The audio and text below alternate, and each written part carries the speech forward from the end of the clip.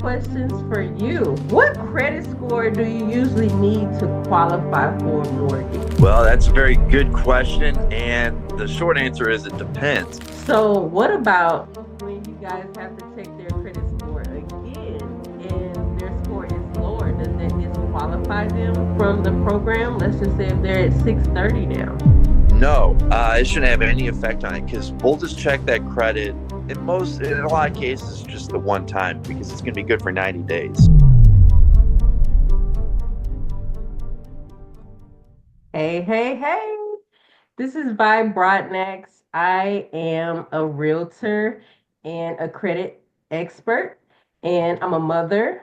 I am an author, and I just love people helping people get their finances in order. So today, I am hosting a first-time homebuyers Q&A, and I have a first-time homebuyer to share their experience, and I have a local mortgage lender to help answer some questions that first-time homebuyers typically ask when they're in the process or they want to be in the process of purchasing a home. So we're going to get started here. I'm going to have Tara go ahead and introduce herself first.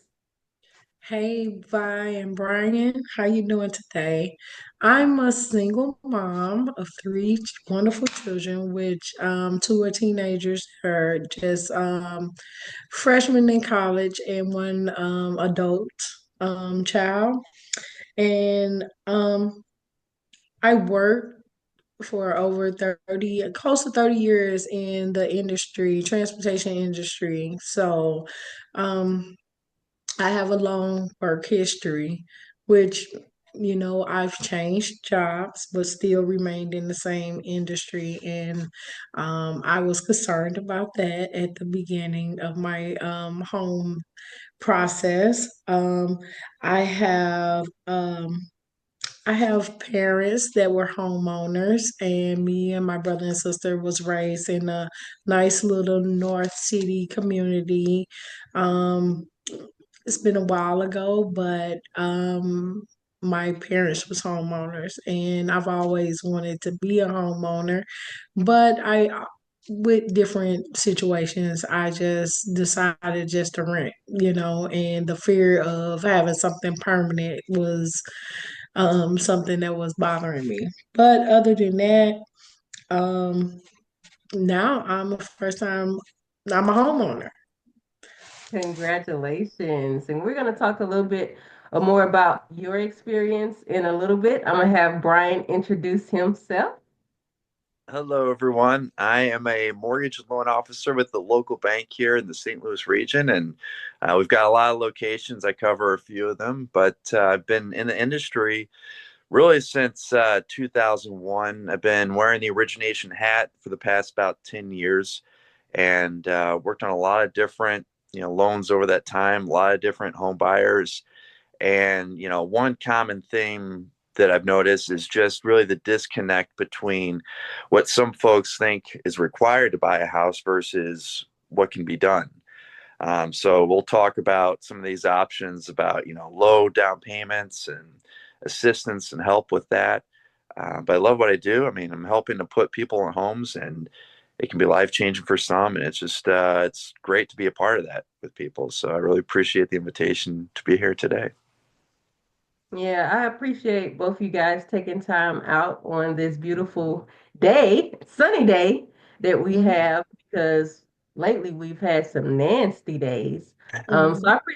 I appreciate y'all taking some time out to answer some questions and participate in this first time home buyers Q&A, which I think is important. A lot of people are uneducated about the first time home buyer process. A lot of people are afraid of the first time home buyer process. A lot of people don't have their credit in order, which I have a lot of clients who are like coming at me left and right now. They're like, okay, I got my credit together. Okay, what's the next step now? So Right.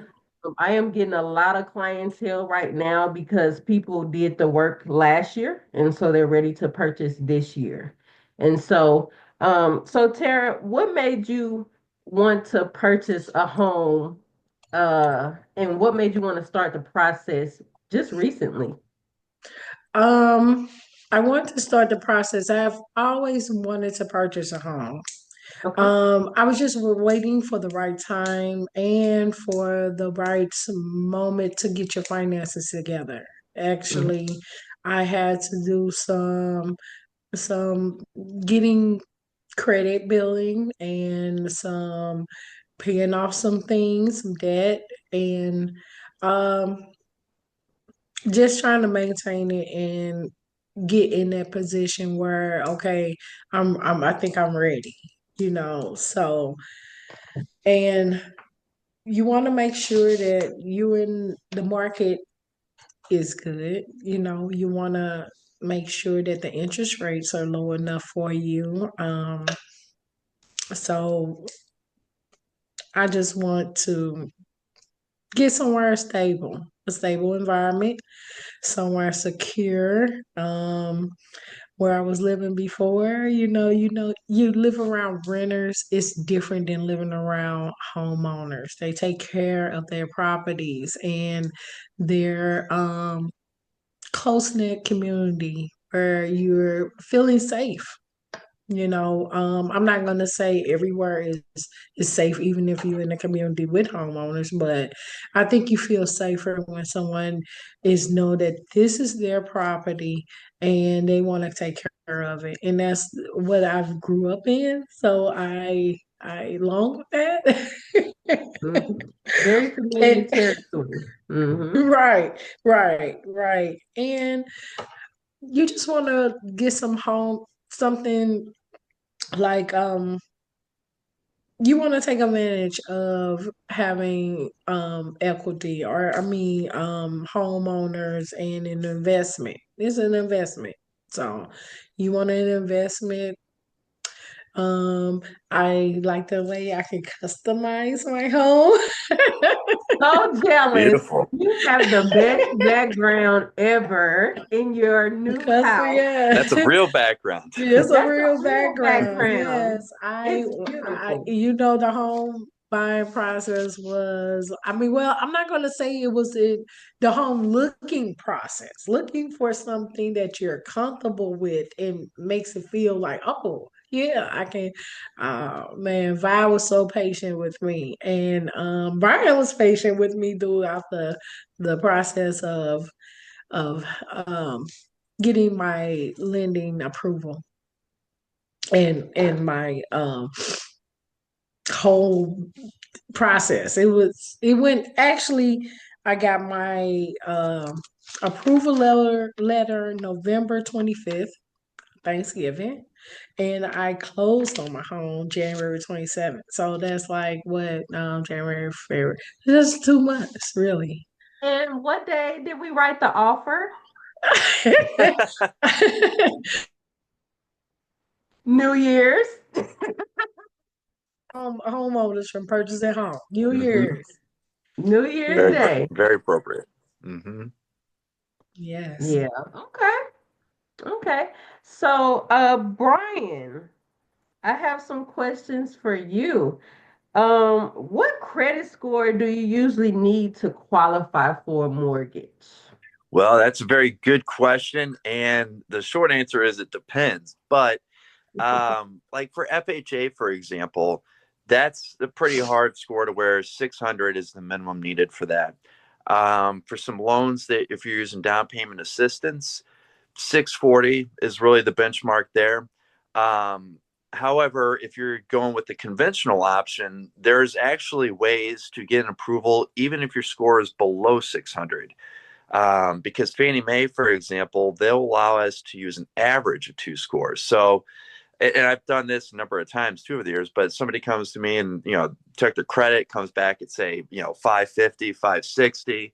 Well, that score by itself, unfortunately, won't stand alone to get an approval. But if they can have a co-signer with them, again, we can use an average of the two scores. So if their score comes back in, say, the 700s, that average score is going to work out somewhere in the 600 neighborhood. So that is going to be sufficient for an approval. So, like I say, it depends, but regardless of what a person thinks their score is, if they think it's the worst score in the world, and there's no way they'll get approved.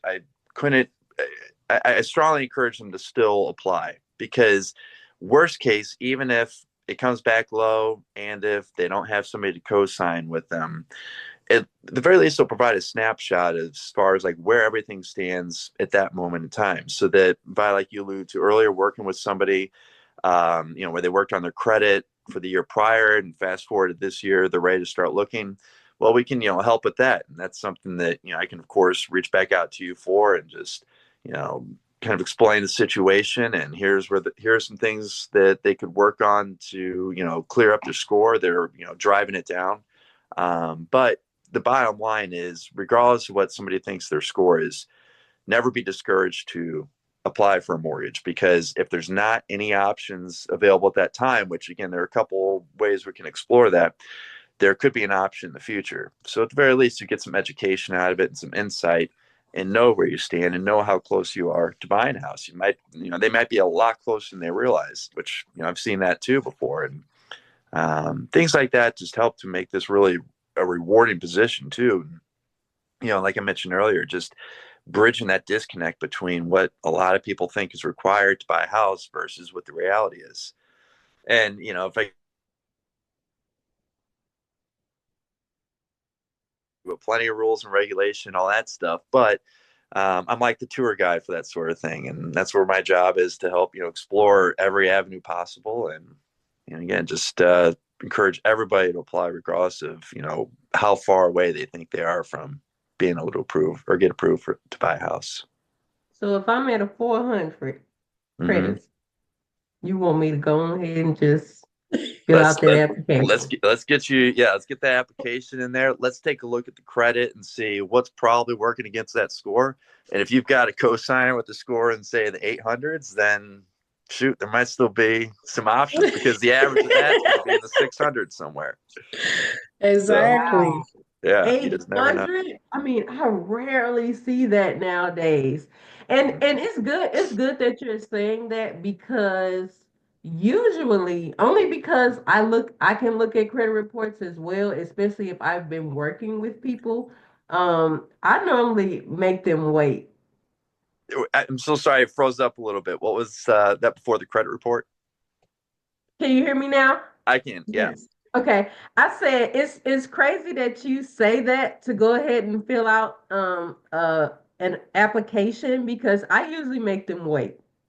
Well, if they don't have a co-signer, and if so, in that instance, to where they know what their score is at 400, and there's not a co-signer, and they know what they can work on, then yeah, certainly they can give that some time for the score to come back up. But if it's somebody I feel firsthand, where they haven't checked with somebody like yourself to get that credit counseling, maybe they just don't even know. Yeah, then if there's any uncertainty, definitely still apply. But yeah, I mean, that's good to at least identify, what might be working against that score. And um, yeah, and then again, just never be discouraged to apply. Okay. So recently we just had someone who she came to me, she was referred to me, and she had just got out of a bankruptcy. Mm-hmm. And so, what do you say about people applying for loans and they have bankruptcy? Because it's funny, I sent her to actually two lenders, not just you. Mm-hmm. I sent her to somebody else who said they could not approve her, and I sent her to yourself. So, what's the difference of the qualifications in getting approved for bankruptcies and FHA, conventional, that type of thing? Sure, and it's going to also depend on the type of bankruptcy, but regardless of what it is, that's still worth having that conversation, because we can check guidelines, and at minimum, you'd probably want to have at least 1 to 2 years from when it's settled or released. Um, some bankruptcies require a longer period before you can get approved, just depending on the loan type. FHA can be pretty forgiving when it comes to that sort of thing. And I think it's about 2 years from the time it's settled. And in fact, if you don't mind, I can just double check. Well, it'll take me a minute to pull it up here, but which we can come back to this. But Okay. the bottom line is, even with the bankruptcy or, foreclosure, short sale, whatever the case might be, I think the common theme here in all this is to not be discouraged to apply. Okay. At the very least, you're going to get some insight into, like I said before, how close you are to being able to get approved to purchase a house. So, and that's, one nice thing about everybody's credit, regardless of people's, situation and credit history and, the choices they've made, credit scores can always come back. I mean, somebody who had a foreclosure or bankruptcy, they could still get a score back up into the Mhm. 700s someday. And it Yeah. might not take as long as Absolutely. they think. Um, Yeah. yeah, and it's as a side note too. I mean, some people are afraid of the credit cards, but if you can manage Set that that well to right. where you can use it for your everyday expenses, but at least doing like a statement balance or paying as much as you Mhm. can, then you get rewards from the bank. It's a more secure way to doing it. So I mean, you can make money off the banks doing that, but again, just don't be discouraged regardless of credit history, because there can always be a way to get things back on track and get them approved to purchase a home. Okay. So tell me a little bit about down payment assistance. Most people are always saying, I'm a first time home buyer, I'm a first time home buyer. Do I qualify for first time assistance or home Mhm. buyer assistance or down payment assistance? Some lenders have specific guidelines that certain people can qualify for. For your specific down payment assistance, what are the guidelines? Let's just say the income regulations to get approved for like a first time home buyer assistance program. Well, income regulations, that's going to be based on the area that they're purchasing in. So, for example, one program we offer, the American Dream program, um, that income limit is going to vary in different areas. Typically, I think it's like in the mid to upper 60s, like 60,000 range or so. But again, that's something that we can just check on to see if the area that they're, if they have like a higher income, we can check to see some of the areas where they're looking, if there's going to be any kind of, headwind there as far as like, are we going to be able to use this program or not? Now, with that being said, there's other options too, third party options. So, Missouri Housing Development Commission, or MHDC, that's a great resource that we work closely with at the bank where I'm employed. And it's actually pretty easy to get their funds, and they always seem to have them available. So for something like that, you want to have a score of 640. Um, You just Sometimes use there that can be one. exceptions made if it's really close, but Mhm. that's the score really to keep in mind when it comes to using like third party down payment assistance would be 640. Um, and well, I'm sorry, but yeah, there's really no income limitation there, but that credit score is going to probably carry even more weight A there, lot of because weight. that's got to be met. And even with that internal program that we offer the direct down payment assistance with, you want to keep the score at 640 or above. Question. Mm-hmm. I don't even know if I know the answer to this. I may know it, sort of, kind of, but I'm just going to ask anyway. So, we have a client that is very close to that 640, right? Mm-hmm. We can make some exceptions in those cases sometimes to get them approved. So what about when you guys have to check their credit score again and their score is lower? Does that disqualify them from the program? Let's just say if they're at 630 now. Well, yes, it could. And if we have to check scores again, like after it's expired, any change in the score is going to be due to the credit activity versus the subsequent credit pull. So yes, to answer your question, that could work against them if it were Mm. to drop down. So yeah, we want to make sure we take care of credit and you know monitor that. Just be I want to careful with ask that. you a question. So after you purchase a home and your do it drop your credit score after the process is done? No, it shouldn't have any effect on it, because we'll just check that credit in a lot of cases just the one time, because it's going to be good for 90 days. So you've got a 90-day window to work with. Although now that I say that, there's probably just as many times we have to check multiple times, because it can take folks a fair amount of time to find a property. And Tara, like what you alluded to earlier on with the market, I mean, It can kind of be hit or miss as far as inventory and viable options to choose from. Um, so I'm kind of losing my train of thought here, but yeah, any yeah. So once you've closed on the mortgage, that's not going to affect the credit as long as payments are being made timely. That won't hurt the credit score. It'll actually just help the credit score. Hmm.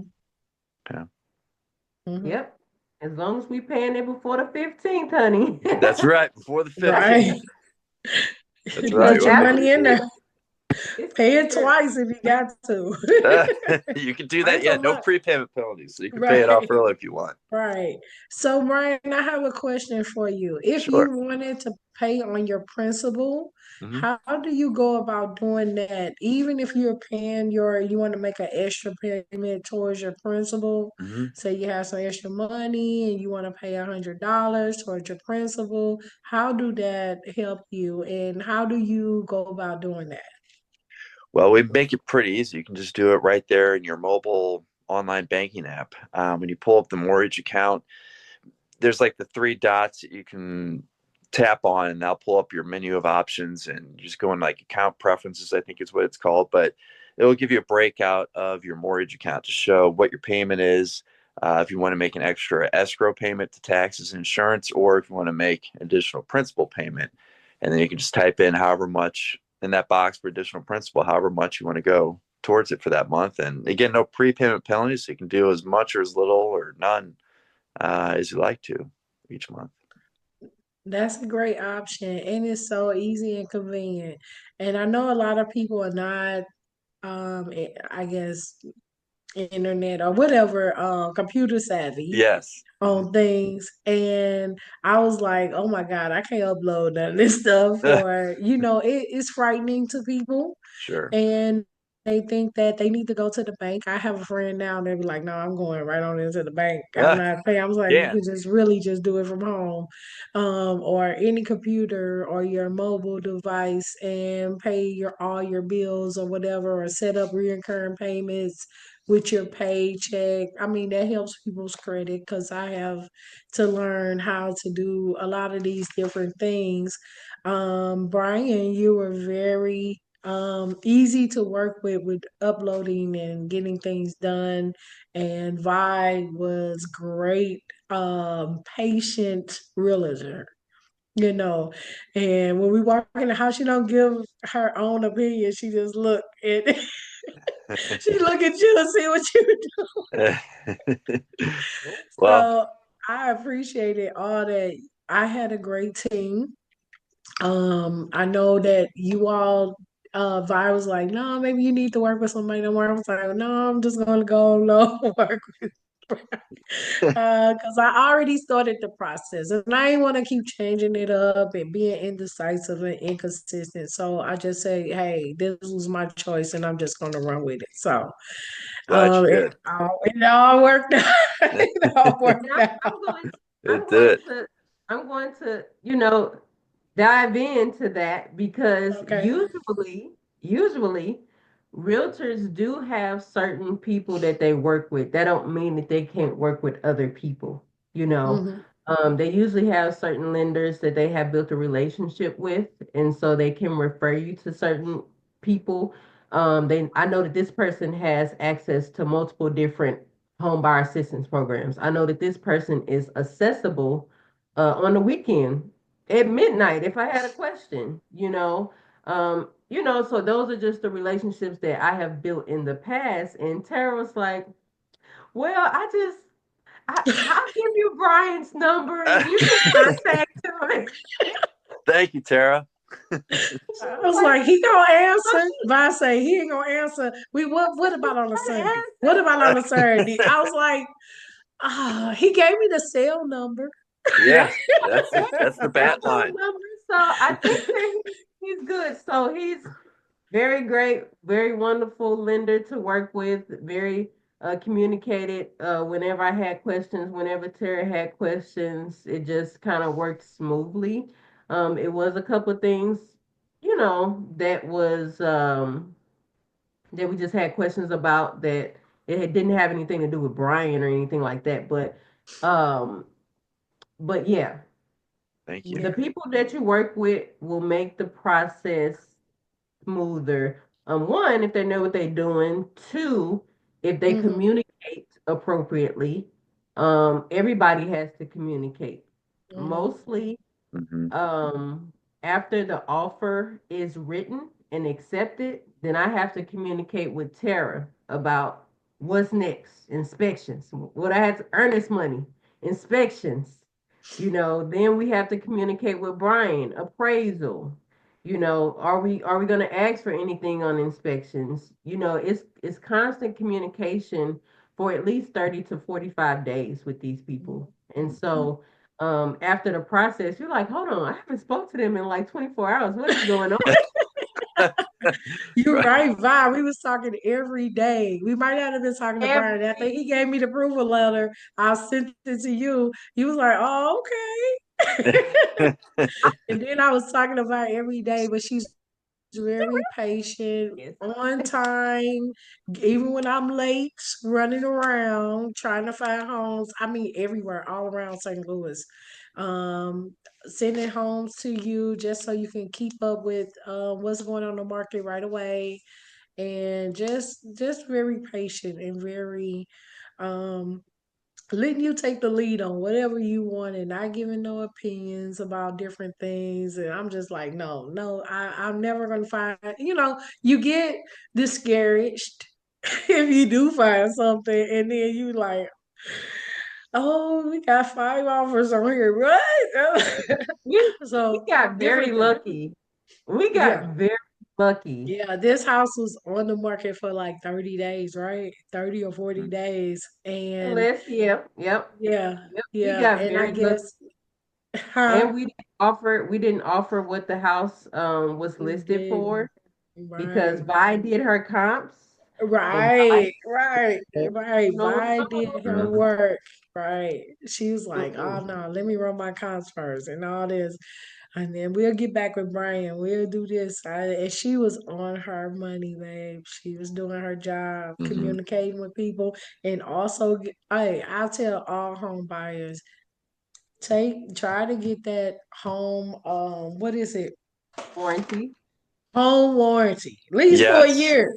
I Yes. don't even care. The guy was like, my seller was like, oh, everything in there new. Yeah, it Yep. looks new. They did not want to give that to her. It already worked, right? Even Vi worked it where she was like, okay, let's look at all the what the inspector did. She sent me a good home inspector. He was here on time. Um Communicated very well, checked everything, gave out a detailed inspection report. I'm like, God dog, with pictures. So yeah, just going over all that. I just had a great team. People were advised on her thing. She Boy. knew and she called like, I got a surprise for you. I was like, you getting that home warranty? I was like, great, great. And Hmm. yes, and it worked for me. And these who is it? And they came out. Upkeep. Kevin from Upkeep. He came out, he looked at the property, he went over everything with me. They set up different quarterly come out and check everything for you. And they give you 15 minutes of Mr. Fix It per quarter where if something is wrong, hey, could you fix that? And they do it for you while they're there to for 15 minutes. So well, they give you, if your washer is or your door is broke, they'll fix it for you for that 15 minutes. And I didn't know I got all that. And if you needed to add extra things to it, they offered that. And it's just a great thing. I enjoyed that. Plus, because I had a little issue with my brand new looking home, but they came right out and took care of it. Hmm. So I Thank appreciate goodness. that. Thank goodness for Yeah, that home warranty. their home warranty, yes. And I didn't have to. I had everybody. My neighbors came over and they introduced themselves. And actually, the neighbor to my right, he his daughter lives in his home. He's a construction worker or working electrical worker or something, but he fixes on homes and different things like that. He's like, I was trying to buy this house. I seen all the people over there working on it. That's one to make friends with. He can help you out. Yeah, yeah. He said, "Well, if you have any problems, just let me know, and I'll come over here and help you out." I said, "Oh, thank you so much." But that's living in a good community with neighbors like homeowners. We all trying to make everything great. A great living environment. Just put it that way. Hmm. Yeah. Okay. That's That. what I Thank said. you for sharing that experience because if you don't have someone that's going to bat for you, that's going to advocate for you, they very well were in their rights to decline for you to get a Hmm. home warranty. I Yeah. mean, they were very well in their rights to decline that. They did not, and depending on the market that we're in, Hmm. I wouldn't even Hmm. ask for it. Hmm. But I feel like something came over me one day and I just started doing some research and I started looking at these different documentations and these loopholes and I said, I'm finna text the realtor this and ask her this. And why did he say this at this time, but now it's something different? And Hmm. it worked. Yeah. And Yeah. he was trying to argue that mostly everything had They been had been. replaced in the home, which it was a very nice home, very, very nice home. Mhm. But people have to understand if the home is still an older home, even a newer home, a newer construction home has issues. Mhm. So Hmm. me, I know in the past I've recommended home warranties for buyers and they didn't get it. And Mhm. guess when they calling me? A week after closing. Hmm. Mhm. This is That's not when you working. start. Hmm. Oh. That's when the home warranty because I'm the realtor. Mhm. I have connections with certain people, but I suggested. They didn't get a warranty at the time, and they definitely couldn't get it from the seller. It just they just couldn't. But I did suggest that they get those things, and maybe I will try to incorporate that if we can't ask that from the seller. I'll try to incorporate that in the budgeting. You know, Mhm. I'll say, hey, you need to budget maybe about $800 for a warranty Mhm. so you can pay it at closing, so it can just be taken care of for a year. Because Mhm. I think that that's very important from coming from an apartment or living with someone to taking on all of this responsibility. Once you get in there, you sign that It's dotted line. it's pretty much yours, It's Yep. yours, honey. You're the right? landlord Ain't now. nothing I can do. Ain't Uh, nothing Brian can do. Ain't nothing nobody can do once you sign that line, that dotted line, and you say, "This is my house." And so, mhm. a home warranty, whether you keep it or not, I think it's good for first-time home buyers because even if you've lived in a home before, but you haven't really owned it, you don't really know a whole No, lot what about is these the systems, maintain? and so you kind of need somebody else to come in there and check them for you for a year. Or they can come in there and they can educate you throughout that year. They can Mhm. say, hey, this has about 5 more years. This has about 2 more years. We'll keep servicing it. And if it doesn't go out, you're fine. But, that's their expertise in that. Not Vi's expertise, not Brian's expertise. Even really the inspectors that come by, they can kind of give you an average lifespan of certain things, but that's not their expertise either. Mhm. Mm-hmm. Mhm. Yep. It's Mhm. not. Oh, And so if- it's super important to do your due diligence and have someone that's going to advocate for you to the end. Even if they Right. can't get you, even if the realtor can't get you that home warranty, definitely make that a budget What that to in do? your planning Yeah, put it in your yeah, budget. it's within smart. Yeah. closing. At the very least, you At have least peace of mind. Hmm. Mhm. Yeah, at least within 60 days because you're just going to be stressed out. You're going to say, I bought this house, now I'm in a bunch of debt because I had to take out a loan to get this or that fixed. It was Mhm. $5,000. Hmm. No, it's not Hmm. worth it. You might as well come up with about 800 to $1,000, put it aside for the home Hmm. warranty, and keep living your life and be happy and buy furniture and all this other Yes. Oh, stuff yes. Yes. Yep. that you need for your house because you're gonna have to furnish that house because most people Yes. they don't want to bring in old furniture or it's different when you live in a house because your house looks much different than your apartment, and Hmm. so Exactly.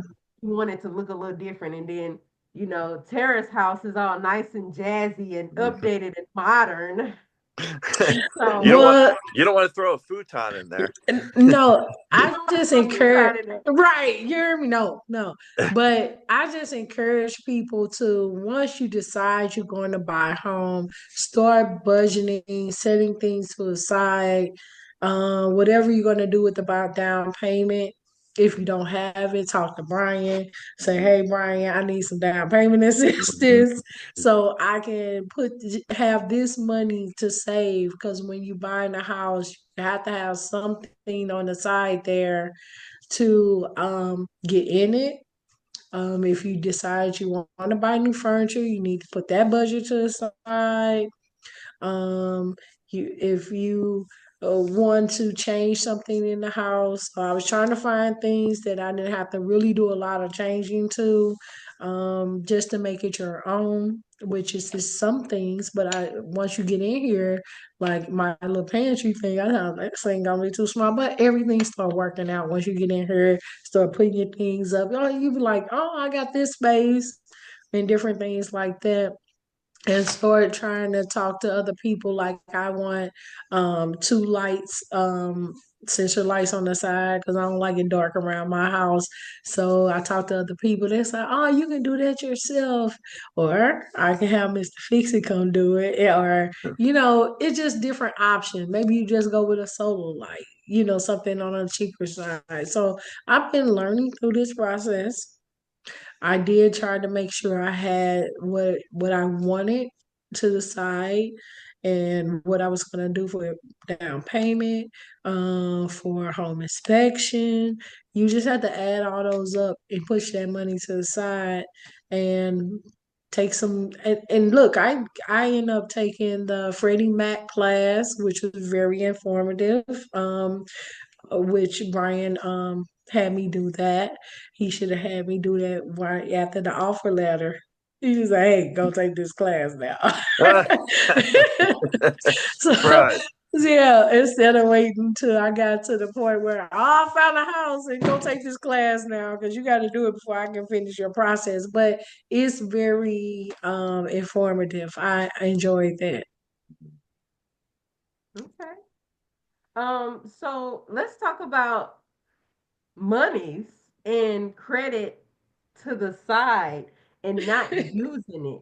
So, what's the importance, or what is the percentage of people who get through this process, they get pre-approved, then they fill out, and then let's just say we fill out for, we make an offer on the house, and then they ran up their credit cards like three, four, $5,000, and they're already close to their DTI.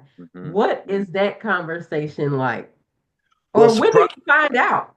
well, we'll find out on the front end with the pre-approval. So, like I mentioned, those are good for the credit reports are good for 90 days. So, as long as we don't have to check them again, whatever the balance was at that time, and more importantly, or just importantly, the monthly payment, that's what we're using in the qualifying.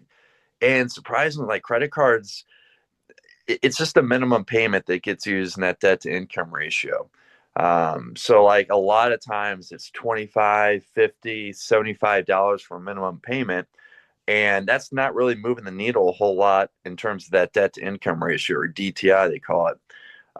So yeah, surprisingly, credit cards aren't going to really carry a whole lot of weight in that space. Auto loan payments, student loan payments, things like that, they will carry a lot more weight. And like student loan payments, those are viewed a couple different ways. Like FHA, for example, they can use its. Well, let me back up here. Normally, if there's not a payment associated with the student loan, if they're in deferment, there still has to be a qualifying payment included. So even if, if there's somebody's thinking to themselves, hey, I just have a couple credit cards, I do have an auto loan, I've had student loan payments, but the student loans are in forbearance, I'm not paying on them. Well, they do still get factored in.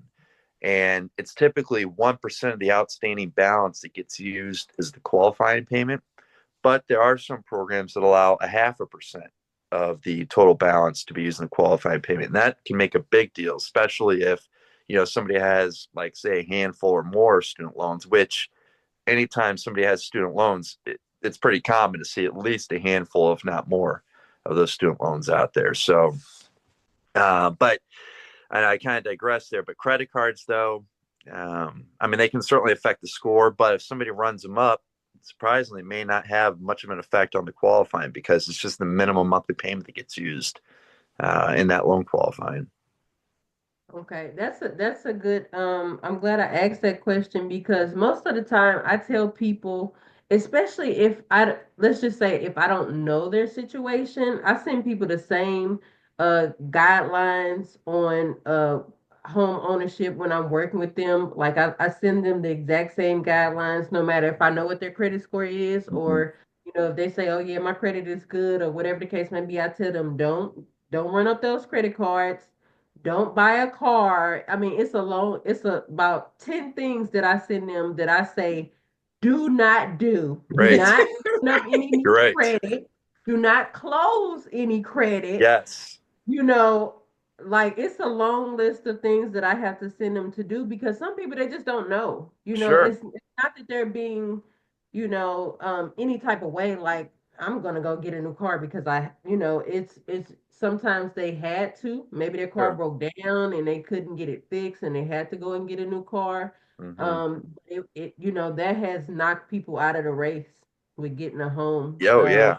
Yeah. The brand new car. And let's just say a lot of the car payments that I see nowadays, they like $700 a month, They're heavy. Yeah. Oh, yeah. $800 a month, Oh, yeah. Yeah. a thousand Yeah. dollars a month. They're flirting with mortgage payment amounts. Yeah. It's Yes. a mortgage Um, payment. So oh, let me So ask you a question. One question. Say, for instance, through your home buying process, you get into an accident or something happens where you um gotta get another car or something has to change with your credit. Say, for instance, the insurance company pays off your car and you need to get a new car. Of course, they're going to run your credit to get another car, although you had the money to get the car. But what happens with you if you're in that process and something happens? good question. well, you got to take care of numero uno first. So if you got to have a car, then so be it. And I'm still happy to talk through, what that's going to do to the loan. I mean, well, yeah, definitely want to talk through what that's going to look like, and then any kind of workarounds or ways to make it still work in the event that that car payment does present some challenges there. But Terry, I don't know if you recall, but there's a loan disclosure included in the loan packet now called an undisclosed debt. So that's just stating if you have to take out or if you do take out any new credit during the loan process, that can have an impact on the qualifying. So, I mean, again, the bottom line is, you got to take care of yourself first. And if life is dictating you got to get a car, then, so be it. We'll take a look to see, what can be done, if anything. And, or even if there's a way to, avoid or delaying the car purchase until later on. But yeah, like if we were to check credit and then, a car purchase were to be made, midstream during the loan process or while they're out searching, yes, definitely important to let the lender know, just so that that can all be taken into consideration. Because even though it's not going to show up on credit, that stuff can still pop up just on the lender side. Which worst case, like after somebody's under contract and something like that comes up, that can certainly be problematic. So it's just good to stay in front of those sorts of things and Mhm. be communicative with that. You guys And, have a secret system that y'all look at. Y'all be like, I What seen was him. that? Do what? what'd A you say, secret Vi? Do you guys have like a secret system that you guys look at Oh yeah, and you're like looking at this system like, I seen they yeah. applied for that. That's a great question. Nobody will tell me. There is something that, yeah, it's they're checking something, or they just get, I think, proactively, like they get notifications like a new account open or something. But I don't know if it's coming from like Equifax and one of the other credit agencies. But yeah, I've never been able to get a straight answer on that as far as how they find that out. But I know there's a disclosure that states that if that happens, it can have an impact on the loan. So they certainly are checking it though. Okay. Uh, Okay. I have a question. So can you explain the difference between a pre-qualification and a pre-approval? Because I have people come to me with a pre-qualification, and that's really not. I know the difference, but can you explain the difference? Yes, and thank you for asking. That's a great question. And yeah, on the real estate side, there can be a lot of confusion as far as pre-qualification versus pre-approval. But pre-qualification is a very preliminary look, so that's going to entail a person speaking with a lender, maybe even filling out an application, and then doing either a soft credit check or a full credit check. But then that's the end of the road, to where somebody's verbally gives them, okay, here's my employment information, my income, go ahead and check my credit. Even with the full credit check, they can get the full credit history, where a lender can get a good sense as far as what they might qualify for. But especially in the commission or self-employment world, what somebody thinks they make versus what they actually make can be two very different amounts.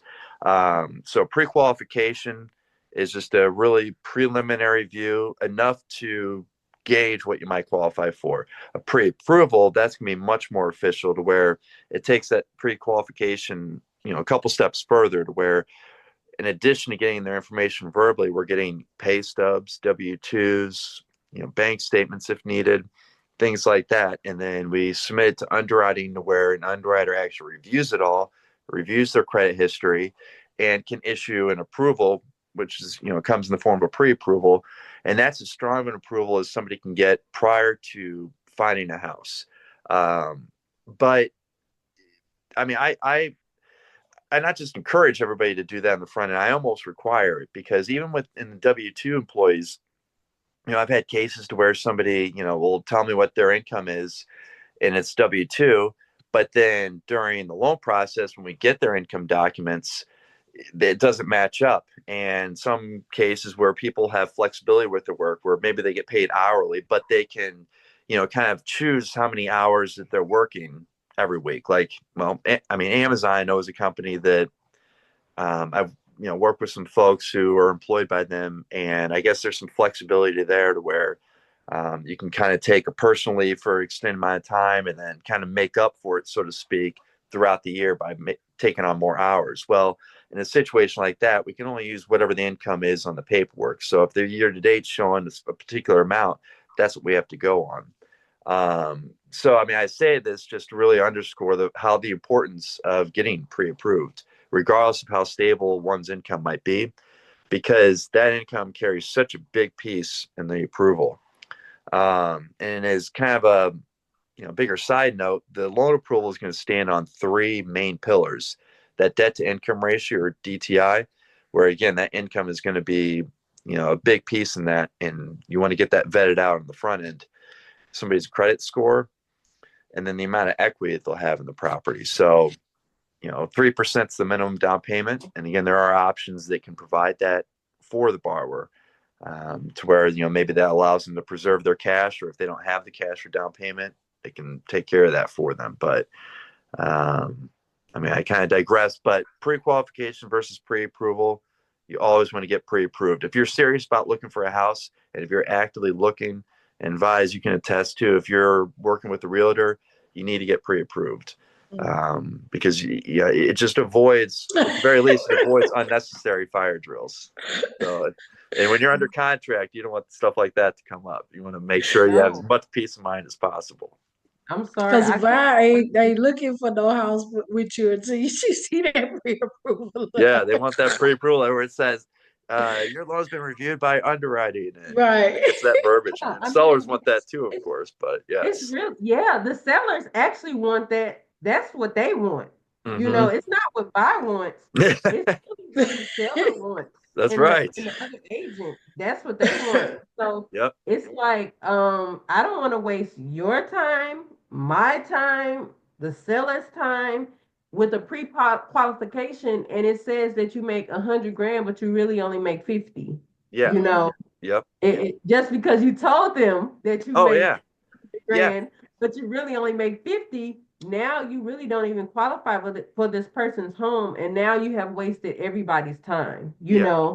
And maybe it's a reason why it was a difference between the income. Well, Maybe it's the reason why. Not trying to be, you well, know, yeah, I'll have to share an anecdote with that too, because in addition to time, their own time being wasted for anybody who's listening. I mean, there could be home inspections that have already been paid for, which you guys know that's hundreds of dollars right there, and that could be out the window.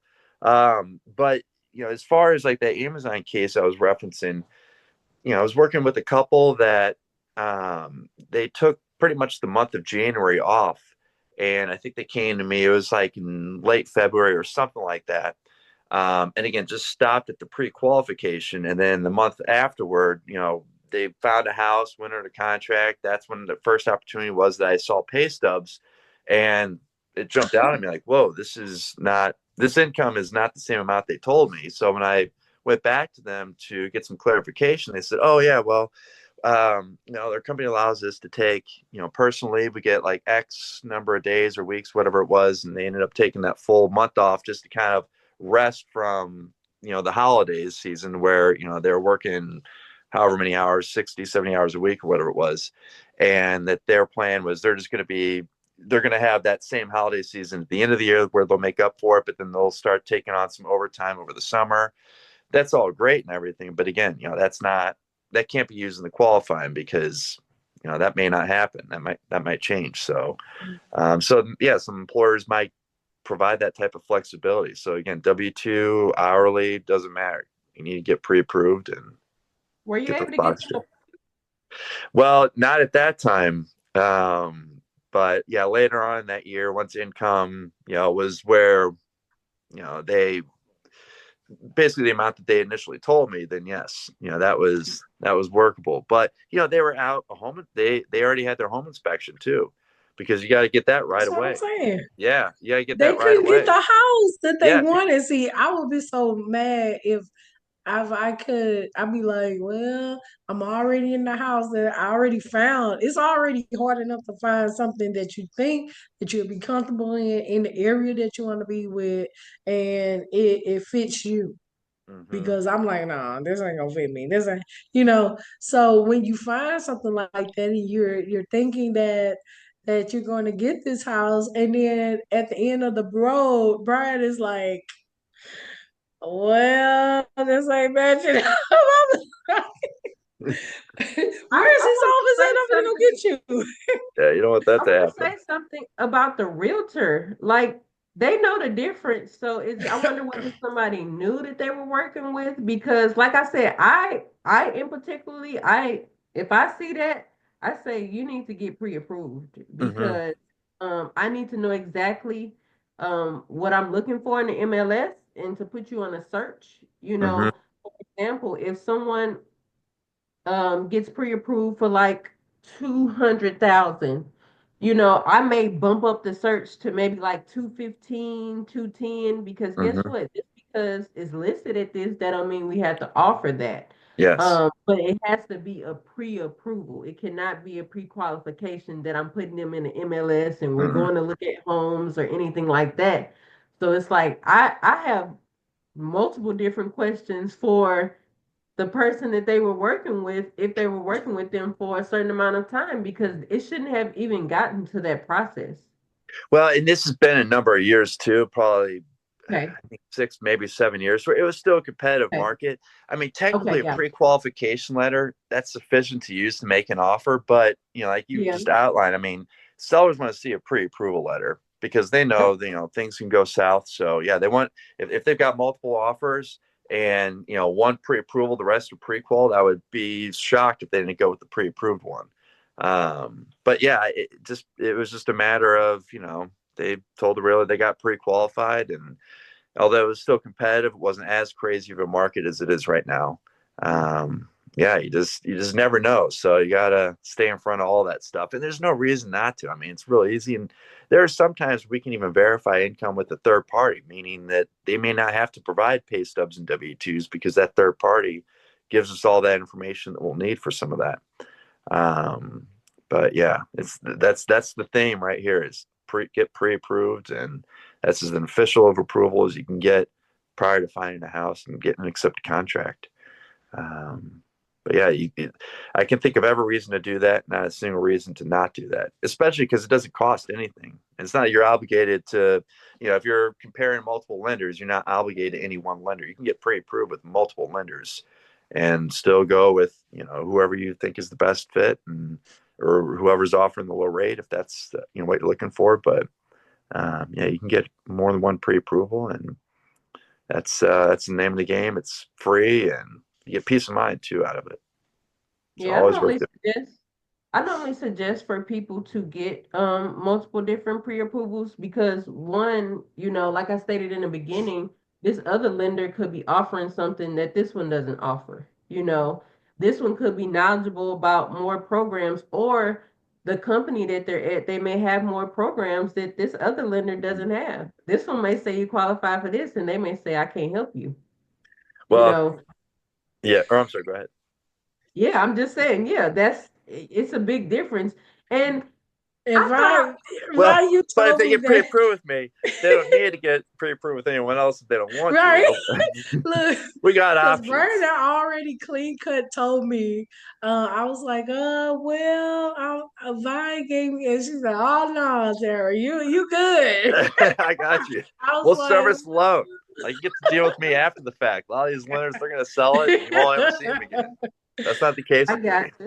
you. I got you. Brian's like, no, you're mine. you're right. I Yeah, want I I was want to like, work with you. well, This is I relationship a based. real estate agent said, but I then she know. was like, hey, you need to go shop around. I was like, well, Brian Hey, now already. shopping rates, that's one thing. I I'm get it. crying. That could help. But otherwise, I'll be happy to take care of them. Yeah. Okay.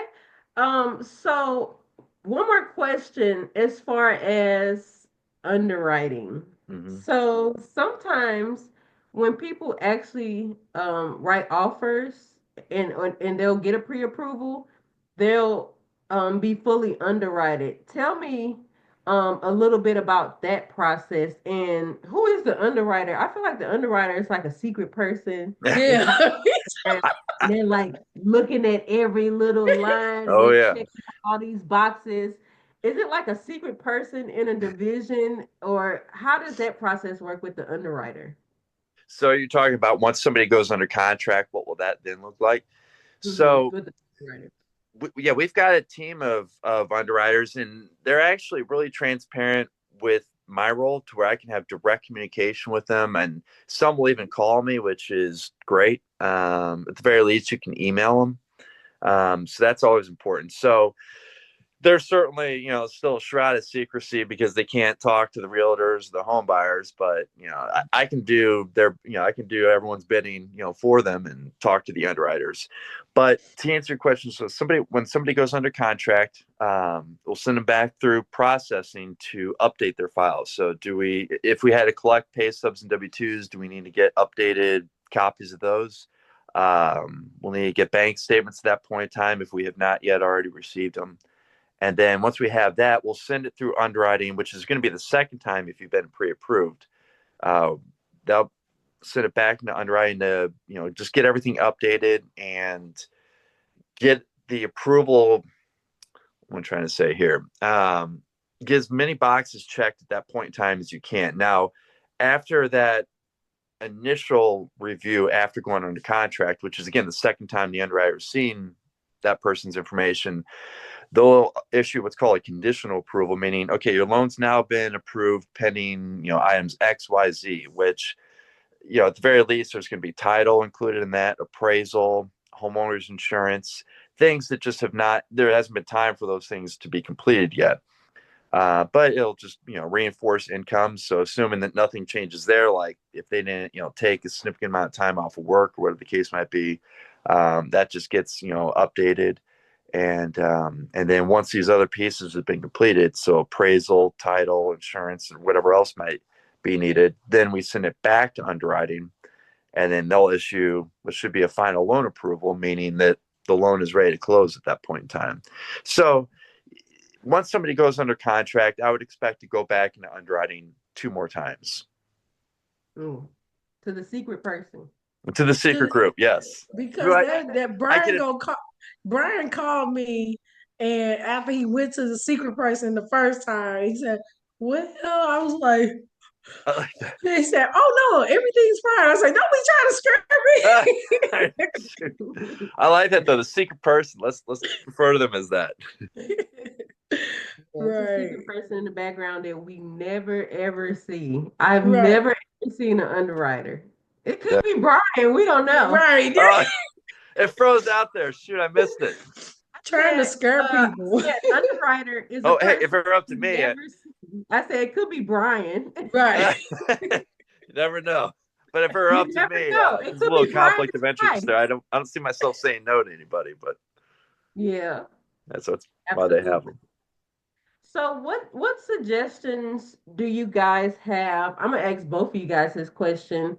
Do you guys have for, let's just say, someone who has been renting, they're paying $2,000 a month and they feel like they're comfortable with renting at the moment and they don't see a benefit in purchasing a home because they just see, oh, if this breaks, I got to get it fixed. What do you what do you suggest to say to those people? Well, I mean, as far as trying to weigh the pros and cons to it. I mean, that's going to really be a personal decision, of course. But at the very least, I can tell them, okay, if you're paying 2,000 a month in rent, first of all, that's a heavy rent payment that's just going out the window every month. I can let you know what that will translate to home purchase wise, so you can see what that means as far as if you have that same $2,000 payment, what type of house you can get for it. And like Tara mentioned earlier on too, I mean, it's it can be an investment and you're going to be building up equity. So that 2,000, a portion that's going to be going back into the house in the form of equity, like you're paying off the house. Of course, there's interest, um, but you're at least getting some equity back into the home. And then now you've got. I mean, that equity is going to be tied up in the house, but now if you needed to move again, you may not have to come up with a down payment. You may already have it in the form of the equity in your home. If you wanted to downsize, if you get into the later years in life and you want to get a smaller place, then you should probably you're more than likely to have um, equity or money left over after selling your current home, getting a new place that you may have financed the down payment of out of the equity in the previous home, but then you also have a nice chunk on top of it to where that could translate into the tens of thousands of dollars. I mean, there's a reason why a lot of people want to be a part of the real estate world because you can't create more land. So with land being finite, that should only, well, I shouldn't say only, but in all likelihood, it will appreciate or become more valuable over time. So, it'd be good to have a stake in that. So as far as concerns like, yeah, if a faucet breaks or this or that, of course, those are legitimate, concerns. But like you both mentioned earlier on too, there are things like a home warranty or Tara, like you mentioned, just setting up an account to where you're having like your own reserve or your escrow account essentially to where you've got access to funds in the event of something like a furnace going out or whatever, to where if you can put like 20-30 dollars a month in there, then over a couple of years, I mean, you'll have a nice chunk saved up to where you'll have the means to address some of those main concerns. So that was kind of a long-winded answer, but I mean, long term, you're going to really benefit from owning a piece of property. Okay, Mhm. Sarah. Well, I would suggest that um, renting is actually just waste money. Because although you may not have to do the maintenance on it, I found myself as a renter, even with me being a renter, I'm still shoveling snow.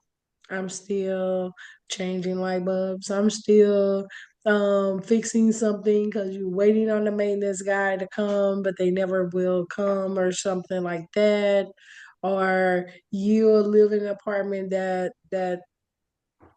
not going to get fixed and you can't really fix on it because it's not yours. So, and you want it done in a timely manner. And that in your own home, you have that flexibility to get the things done that you want to get done. So, although you they have options for maintenance, just like as with the home warranty.